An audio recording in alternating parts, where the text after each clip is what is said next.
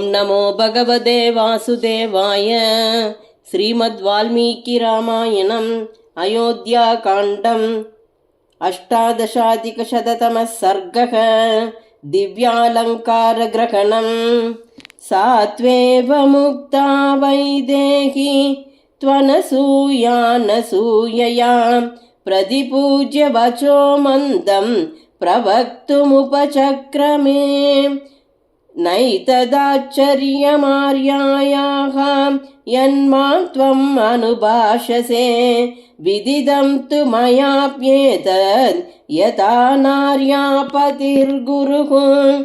यद्यप्येष भवेद्भर्ता ममार्ये वृत्तवर्जितः अद्वैतमुपचर्तव्यः तथाप्येष मया भवेत्। किं पुनर्यो गुणश्लाघ्यः सानुक्रोशो जितेन्द्रियः स्थिरानुरागो धर्मात्मा मातृवत् पितृवत् प्रियः। यां वृत्तिं वर्तते रामः कौसल्यायां महाबलः तामेव नृपनारीणाम् अन्यासामपि वर्तते। सकृद्दृष्टा स्वभिस्त्रीषु नृपेण नृपवत्सलः मातृवद्वर्तते वीरः मानमुत्सृज्य धर्मवीर्। आगच्छन्याच्च विजनं वनमेवं भयावहं समाहितं मे श्वश्वाच हृदये तद्धृतं महन्। पाणिग्रहणकाले च यत्पुराद्वग्निसन्निधौ अनुशिष्टा जनन्यास्मि वाक्यं तदपि मे धृतं नवीकृतं च तत्सर्वं वाक्यैस्ते धर्मचारिणी। पतिशुश्रूषणान्नार्यः तपो नान्यद्विधीयते। सावित्री पतिशुश्रूषां कृत्वा स्वर्गे महीयते तथा वृत्तिश्च याता त्वं पतिशुश्रूषयादिवं। वरिष्ठा सर्वनारीणां एषा च दिवि देवता रोहिणी न विना चन्द्रं मुहूर्तमपि दृश्यते। एवं विधा च प्रभराः स्त्रियो भर्तृदृढव्रताः देवलोके महीयन्ते पुण्येन स्वेन कर्मणा। ततो नसूया संहृष्टा श्रुत्वोक्तं सीतया वचः शिरस्याग्राय चोवाच मैथिलीं हर्षयन्त्युत। नियमै विविधैराप्तं तपो हि मगधस्ति मे तत्संश्रित्य बलं सीते चन्दये त्वां शुचिस्मिते। उपपन्नं मनोज्ञं च वचनं तव मैथिली प्रीता चास्म्युचितं किं ते करवाणि ब्रवीहि मे। तस्या तद्वचनं श्रुत्वा विस्मिता मन्दविस्मया कृतमित्यब्रवीत् सीता तपोबलसमन्वितां। सा त्वेव मुक्ता धर्मज्ञा तया प्रीततराभवन्। सफलं च प्रकर्षं ते हन्त सीते करोम्यहम्। इदं दिव्यं वरं माल्यं वस्त्रमाभरणानि च अङ्गरागं च वैदेही महार्घं चानुलेपनं। मया दत्तमिदं सीते तव गात्राणि शोभयेन् अनुरूपमसङ्क्लिष्टं नित्यमेव भविष्यति। अङ्गरागेण दिव्येन लिप्ताङ्गी जनकात्मजे शोभयिष्यसि भर्तारं यथा श्रीविष्णुमव्ययम्।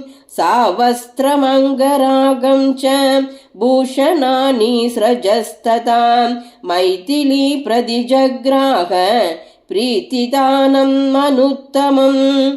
प्रतिगृह्य च तत्सीता प्रीतिदानं यशस्विनी श्लिष्टाञ्जलिपुटा तत्र समुपास्ततपोधनाम् तथा सीतामुपासीनाम्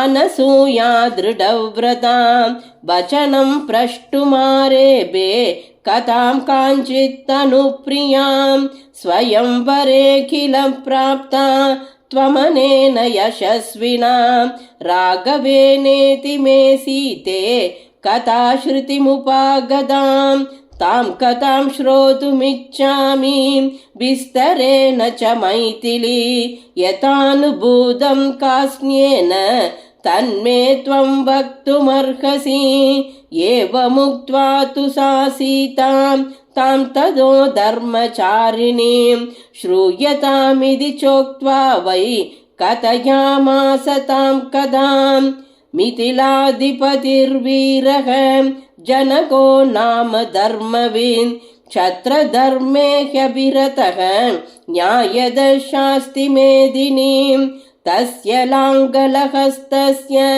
कृशदक्षेत्रमण्डलम् अहं किलोत्थिता भित्त्वा जगतीं नृपते सुता समां दृष्ट्वा नरपतिः मुष्टिविक्षेप तत्परः पांसुकुण्ठित सर्वाङ्गीं जनको विस्मितोऽभवत् अनपत्येन च स्नेहात् अङ्गमारोप्य च स्वयं ममेयं तनयेत्युक्त्वा स्नेहो मयि निपातितः अन्तरिक्षे च वागुक्तां प्रतिमामानुषी किल एवमेतन्नरपते धर्मेण तनया तव ततः प्रकृष्टो धर्मात्मा पिता मे मिथिलाधिपः अवाप्तो विपुलामृद्धिं मामवाप्य नराधिपः दत्ता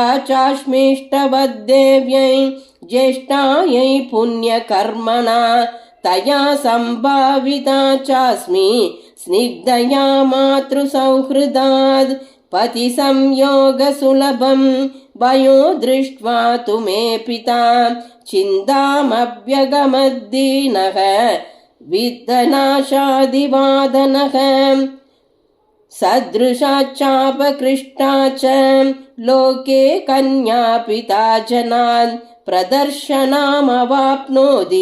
शक्रेणापि समो भुवि तां दर्शनामदूरस्तां दृष्ट्वा चात्मनि पार्थिवः चिन्तार्णवगतः पारं नाससादाप्लवो यताम् अयो निजां हिमां ज्ञात्वा नात्यगच्छद्विचिन्तयन् सदृशं चानुरूपं च महीपालपतिं मम तस्य बुद्धिरियं जाता चिन्तयानस्य सन्ततं स्वयंवरं तनूजायाः करिष्यामीति धीमतः महायज्ञे तदा तस्य वरुणेन महात्मना दत्तं धनुर्वरं प्रीत्या तूणी साक्षय सायकौ अशञ्चाल्यं मनुष्यै च यत्तेनापि च गौरवात्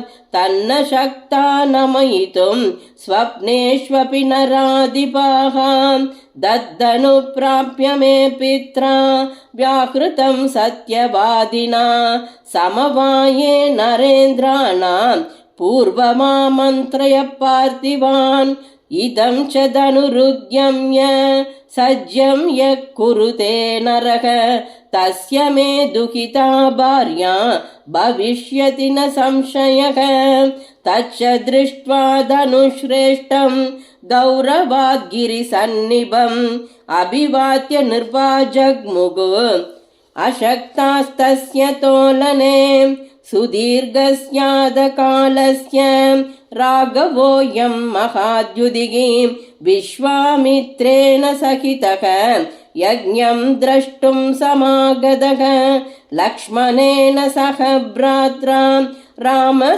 सत्यपराक्रमः विश्वामित्रस्तु धर्मात्मा मम पित्रा सुपूजितः प्रोवाच पितरं तत्र भ्रातरौ रामलक्ष्मणौ सुतौ दशरथस्येमौ धनुर्दर्शनकाङ्क्षिणौ धनुर्दर्शय रामाय राजपुत्राय दैविकम् इत्युक्तस्तेन विप्रेण तद्धनु समुपानय निमेषान्तरमात्रेण तदानम्य स वीर्यवान् ज्यां समारोप्य जडिति पूरयामास वीर्यवान् तेन पूरयता वेगाद् मध्ये भग्नं द्विता धनुः तस्य शब्दो भवद्भीमः पतितस्याशनेरिव ततोऽहं तत्र रामाय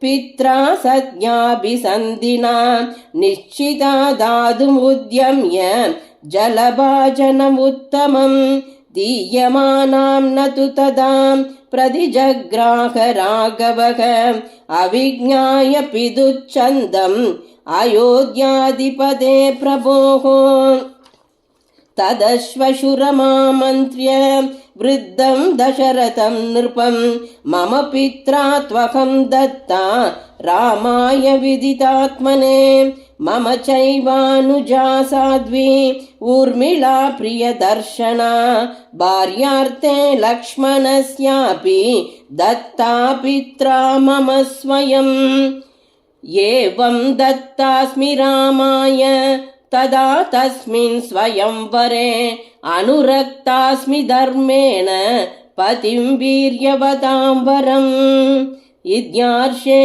श्रीमद् रामायणे वाल्मीकिये आदिकाव्ये चतुर्विंशतिसहस्रिकायां संहितायाम् अयोध्याकाण्डे दिव्यालङ्कारग्रहणं नाम अष्टादशाधिकशततमः सर्गः।